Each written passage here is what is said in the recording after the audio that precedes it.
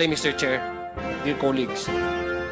Let me go to another discovery that we noticed, we had, no? Another anomaly this committee noticed was the use of a very unique ink in the shade of blue and several acknowledgement receipts mula po sa Office of the Vice President. At first glance, Mr. Chair, we found that these acknowledgement receipts, which supposedly were signed by different persons in different months, clearly have the same unique shade of blue ink. There are many different types of pens, Mr. Chair. Alam po natin yan. May fountain pens, may sign pens, or whatever in the Philippines na available po sa market. But what are the chances, Mr. Chair, that the same ink would be used for 2 or more acknowledgement receipts submitted by the Office of the Vice President? If you ask me, Mr. Chair, the chances are very, very low. Especially, Mr. Chair, kung titingnan nyo po, itong tinta na ito ay hindi mumurahin. Mahal po yan na ballpen. Hindi po yan common na ginagamit na ballpen. Ang mas kapanipaniwala, Mr. Chair, para sa akin, ay only one person probably made these acknowledgement receipts, and they are not the ones who received the funds as indicated in the acknowledgement receipts.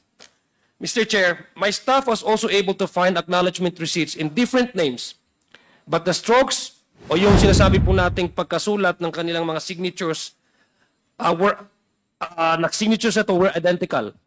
Dalawang different persons but the same identical strokes of signatures. Incidentally, Mr. Chair, these were all done on March of 2023. Moreover, Mr. Chair, the signatures all bear the same figure, done to 2 or 3 times. It's hard to believe, Mr. Chair, that such common signatures would appear like this.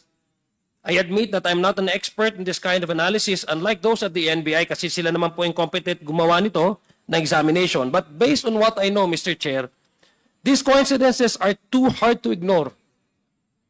In any event, Mr. Chair, ito pong committee na ito ay pinapasuri po natin yan sa NBI to make sure that these signatures are signed by the same person. Titingnan niyo mo po yan sa monitor, the same strokes, different persons. We also found out, Mr. Chair, that 2 acknowledgement receipts, both in the name of Milky Sikuya, both had done on the same day. Same po pinirmahan on the same day, same address in Zambales, and using the same pen. However, have totally different signatures. Tingnan niyo po, oh, magkakaiba. The same day, the same date, same name, but different signatures.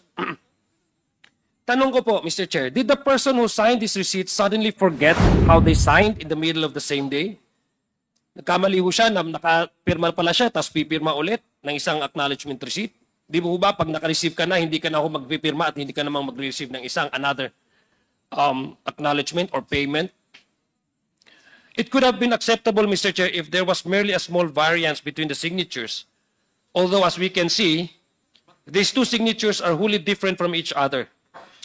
Which only leads to the conclusion, Mr. Chair, that whoever made these ARs was not actually this Milky Sikuya. This is truly mind-boggling, Mr. Chair, to say the least. Another, Mr.